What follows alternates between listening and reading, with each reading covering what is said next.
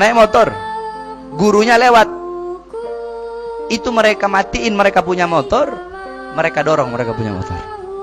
Itu akhlak adab santri yang ada di Madura. Jadi anak kalau lagi lewat di sana ada santri, semuanya dimatiin motornya, didorong semua. Beda Habib, beda Habib. Saking takzimnya mereka kepada seorang guru. Ada rasa nggak seneng, ada rasa benci dikit aja sama guru. Walaupun kamu datang ke semua wali dari ujung barat sampai ujung timur, wali-wali itu tidak bisa membenarkan hatimu kecuali gurumu. Dosa kepada orang tua, uququl walidain, dosa kepada orang tua masih bisa diharapkan ampunan. Uququl ustad, dosa kepada guru tidak bisa diharapkan ampunan walaupun kamu bertaubat kepada Allah Subhanahu wa taala. Makanya ulama zaman dulu kalau mau belajar itu mereka nggak doa, ya Allah kasih saya ini, enggak.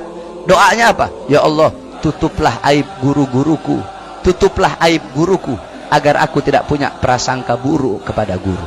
Laukana al-murid gal, laukana ustadi fa'ala kada au taraka kada. Andaikan ada seorang